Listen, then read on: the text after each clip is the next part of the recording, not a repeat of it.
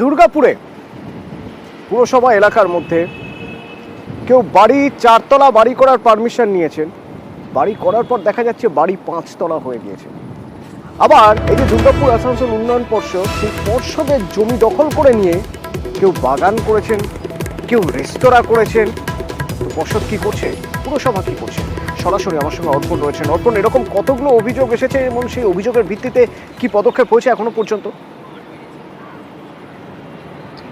দেখো, দুর্গাপুর পুরসভার বেশ কয়েকটি ওয়ার্ড ছাড়াও যে সিটি সেন্টার রয়েছে, আসানসোল দুর্গাপুর উন্নয়ন পর্ষদের যে জায়গা, সেই জমির ওপর কিন্তু অনেকেই বাড়ি বানিয়েছে, কিন্তু বাড়ির যে তার সীমানা, তার বাইরেও কিন্তু কেউ কেউ রেস্তোরাঁ, কেউ কেউ আবার বাড়ির বাগান, এই সমস্ত করে তারা জমি দখল রেখেছে অর্থাৎ। এবং দেখা যাচ্ছে দুর্গাপুর পুরসভার বেশ কয়েকটি ওয়ার্ডে কিন্তু গুরুতর যেটা অভিযোগ, যে সমস্ত বিল্ডিং অর্থাৎ 4 তলা 5 তলা যে সমস্ত বিল্ডিং তৈরি হয়েছে, হয়তো 4 তলার কোথাও অনুমতি দেওয়া হয়েছে পুরসভা থেকে, তারপর দেখা যাচ্ছে আরও একটি অতিরিক্ত বাড়তি তারা ফ্লোর তারা তৈরি করছে এবং এভাবেই কিন্তু দিনের পর দিন কিন্তু তারা ব্যবসা চালাচ্ছেন। কারণ এখানে বহুতল আবাসন গড়ে উঠছে এবং যে দুর্গাপুর পুরসভাকে একেবারে বুড়ো আঙ্গুল দেখিয়েই কিন্তু এই নির্মীয় কাজ কিন্তু চালাচ্ছে।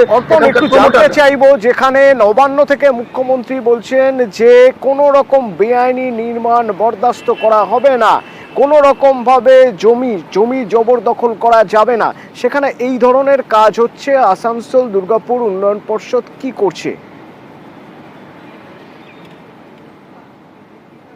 পরিষদের তরফ থেকে কিন্তু প্রত্যেকটি জায়গায় তারা নোটিশ এবং তারা মাইকিং করছে যে জবরদখল জায়গা, এবং রীতিমধ্যে কিন্তু এই যে জবরদখল এগুলি কিন্তু নিজেরাই কিন্তু সরিয়ে নেওয়ার চেষ্টা করছে এবং পুরসভা এবং যে এডিডিএ তাদের পক্ষ থেকেও কিন্তু এই অভিযান চলছে।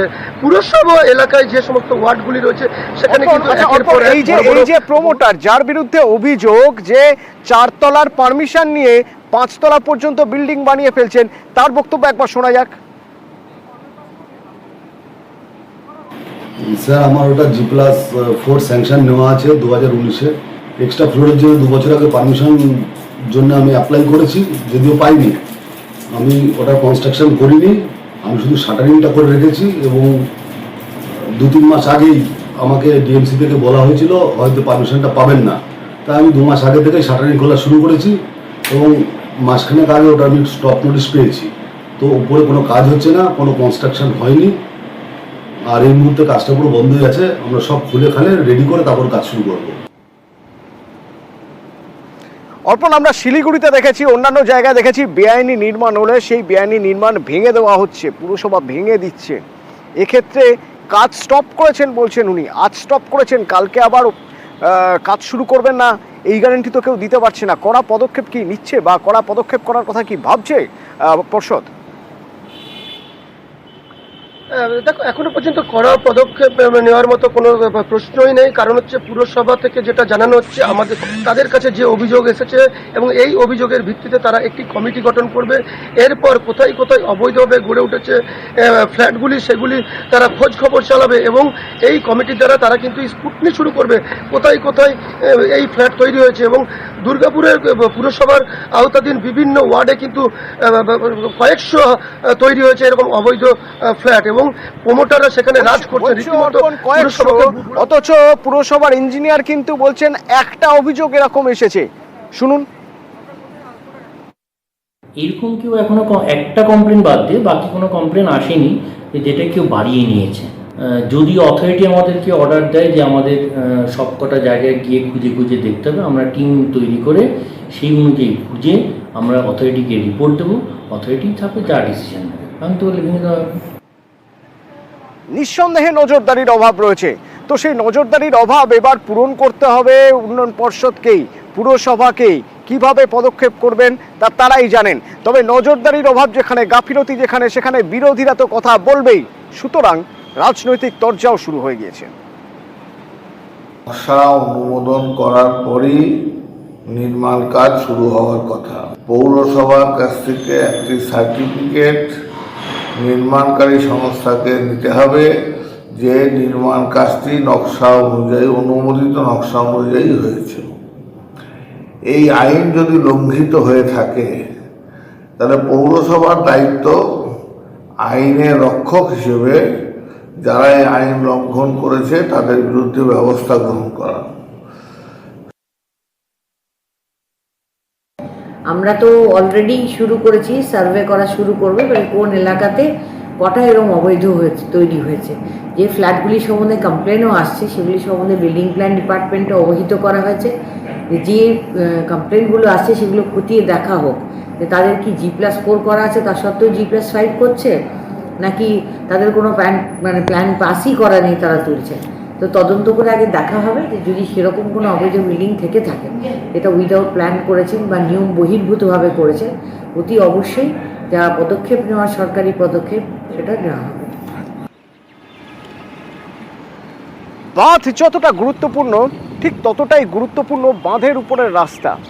কারণ মাথাভাঙার যে বাঁধের ছবি আপনাদের দেখাবো, ওই বাঁধের উপর দিয়েই হাসপাতালে যেতে হয়। কিন্তু যাবেন কি করে এবার? ওই দেখুন, বাঁধের উপরে সার বাড়ি, রাস্তা গিয়েছে সরু করে। বাঁধের উপর বাড়ি বানানো যায়? বাঁধের উপর বাড়ি বানানো যায় না। তাহলে বানাচ্ছে কিভাবে, কাদের মদতে? কেউ কিছু জানে না তা তো হতে পারে না। রাজেশ প্রতিনিধি আমার সঙ্গে রয়েছে। রাজেশ, প্রথমে জানতে চাইবো বাঁধের উপর কটা বাড়ি, কতদিন ধরে এই বাড়ি রয়েছে, এবং প্রশাসনের চোখে কি পড়েনি বাঁধের উপর বাড়ি বানিয়ে থাকছেন অনেকে? দেখো, এখনো মাথাভাঙা শহরের নদী তীরবর্তী এলাকা, এবং সেই নদী তীরবর্তী এলাকায় যে বাঁধ, সেই বাঁধের চারদিকেই কিন্তু প্রচুর সংখ্যক বাড়ি নির্মাণ হয়েছে, এবং সেটা আজ থেকে নয়, সেটা দীর্ঘদিন থেকেই এই অবৈধভাবে বাড়ি নির্মাণ হয়েছে বলে আমরা জানতে পেরেছি। এবং এই নদী বাঁধ দখল করে অবৈধ বাড়ি নির্মাণের পাশাপাশি তৈরি হয়েছে কংক্রিটের বিল্ডিং, এবং সেই বিষয়গুলো কিন্তু প্রশাসনের নজরে এসেছে, কিন্তু প্রশাসন এখনো অবধি কিন্তু সে ভেঙে ফেলার কোনো উদ্যোগ নেয়নি। প্রশাসনের যেটা দাবি, তারা সেই নির্মাণগুলো ভেঙে ফেলার জন্য সংশ্লিষ্ট মালিককে নোটিশ করেছে। তবে বিরোধী দলরা কিন্তু এই নিয়ে অভিযোগ তুলেছেন যে শাসক দলের একাংশের প্রচ্ছন্ন মদতেই এই অবৈধ নির্মাণ গড়ে উঠেছে। আর শাসক দলের দাবি যে বাম আমলে এই নির্মাণ গড়ে উঠেছে, তাদের আমলে কিছু সংখ্যক নির্মাণ হয়েছে, তারা সেই নির্মাণগুলো ভেঙে দেওয়ার জন্য কিন্তু নোটিশ করেছে, কিন্তু তারপরেও ভাঙেনি। আগামী দিনে তারা সেই নির্মাণগুলো ভেঙে দেওয়ার জন্য উদ্যোগ গ্রহণ করবে। যাদের বাড়ি তাদের মধ্যে একজনের সঙ্গে আমরা কথা বলেছিলাম, ওর বাড়ি ওই বাঁধের উপরে। কি বলছেন শুনুন উনি। আমি তো একাই নির্মাণ করিনি, শনি মন্দির ব্রিজ থেকে শুরু করে কান্দুরার মোড় হসপিটাল চৌপতি পর্যন্ত রাস্তার দুই সাইডে পিডব্লিউডির জায়গা বা নদীর জায়গা আমি জানি না, বিল্ডিং উঠে আসছে, ঠিক আছে। আর আমি এখানে যাচ্ছি, আমার এটা একটা দোকান, কাঠের দোকান। আমি আর দোকানে যদি ওরা সবাই ভাঙে তাহলে আমার দোকান ভাঙতে কোনো আপত্তি নেই, আমি প্রয়োজন বলে তখন নিজেই ভেঙে দেবো। সবগুলো ভাঙে তা আমারটাও আমি নিজেই ভেঙে দেবো। সত্যি তো, তিনি একা বাড়ি বানাননি, আরো অনেকে বানিয়েছে, তাদের বেলায় কিছু না। যদি সব ভাঙা পড়ে তো ঠিক আছে, তারটাও ভাঙুক, অসুবিধা নেই, কিন্তু এই ভাঙার কাজটা তো করতে হবে মিউনিসিপ্যালিটিকে, পুরসভাকে। পুরসভা কি বলছে, তারা কি তৎপর? বিগত যে 7 বছর থেকে যে বোর্ড আমাদের রয়েছে, আমরা বারংবার যে সমস্ত অবৈধ নির্মাণ মাথাভাঙার বুক জুড়ে হয় তার বিরুদ্ধে আমরা ব্যবস্থা গ্রহণ করি। তো বাঁধ জুড়ে যে অবৈধ নির্মাণের কথা বলা হচ্ছে, সেটা বেশিরভাগটাই বামফ্রন্টের আমলে, যখন বামফ্রন্টের সরকার বা বামফ্রন্টের বোর্ড ছিল তখনই ওগুলো গজিয়েছিল। পরবর্তীকালে কিছু অবৈধ নির্মাণ তৈরি হয়েছে। এখন আমরা বোর্ড সিদ্ধান্ত নিয়েছি যে মাথাভাঙা জুড়ে নদী, বিশেষ করে নদী পক্ষে যে সমস্ত অবৈধ নির্মাণ তৈরি হচ্ছে সেগুলির বিরুদ্ধে মাথাভাঙা পৌরসভা কঠোরতম ব্যবস্থা গ্রহণ করবে। তারা তৎপর হবেন, সিদ্ধান্ত নিয়েছেন, কিন্তু বড্ড দেরি হয়ে গিয়েছে। এতদিন ধরে এই অবস্থা, এখন তাদের তৎপরতায়, তাদের সিদ্ধান্ত নেওয়ায় কাজ হয়তো কিছু হবে, কিন্তু বিরোধীরা ছেড়ে কথা বলবে না। যেখানে অবৈধ নির্মাণ হচ্ছে আপনারা জানবেন যে সেখানে দেখবেন যে সেখানে তৃণমূলের নেতারাই ওখানে জড়িত আছে, আর তৃণমূল মানে কাটমানি। আর অবৈধ নির্মাণ নিয়ে আমরা ভারতীয় জনতা পার্টির পক্ষতে অনেকবার আন্দোলন করেছি এবং মহকুমা শাসকের কাছে ডেপুটেশন দিয়েছি। যতক্ষণ পর্যন্ত তৃণমূলের নেতাদের এই দুর্নীতি বন্ধ না হবে, কাটমানি খাওয়ানো বন্ধ হবে, ততক্ষণ পর্যন্ত এই ধরনের অবৈধ নির্মাণ চলবে। কোনগুলো বৈধ এবং কোনগুলো অবৈধ সেই জমিগুলোকে আমাদের আগে বের করতে হবে, এবং আমরা বের করার পরে আমরা যেগুলো বের হবে যে অবৈধ নির্মাণ, সেই অবৈধ নির্মাণের বিরুদ্ধে আমরা পদক্ষেপ গ্রহণ করবো, যৌথভাবে। তৃণমূল কংগ্রেসের পক্ষ থেকে আমরা বলতে পারি যে আমরা অবৈধ যে সমস্ত নির্মাণ আছে আমরা দলীয়গতভাবে এবং প্রশাসনিকভাবে যে পৌরসভায় আমরা আমাদের কাউন্সিলররা যারা রয়েছেন, চেয়ারম্যান রয়েছেন, তারা মিটিং করেছে অলরেডি। মিটিং করার পরে আমরা এই অবৈধ নির্মাণের বিরুদ্ধে আমরা অভিযান চালাবো।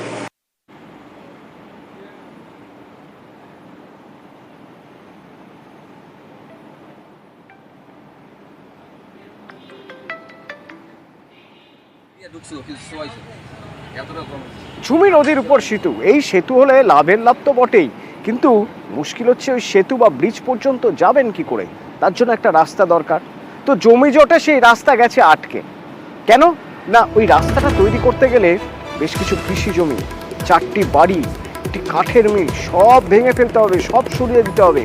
তো যাদের এই জমি, যাদের এই বাড়ি, পুনর্বাসনের দাবি তো তারা জানাবেনি, কিন্তু তাহলে কি এই রাস্তা হবে না? সেতু পর্যন্ত পৌঁছানোর রাস্তা, সুকান্ত প্রতিনিধি আমার সঙ্গে রয়েছেন। সুকান্ত, কি ভাবনা চিন্তা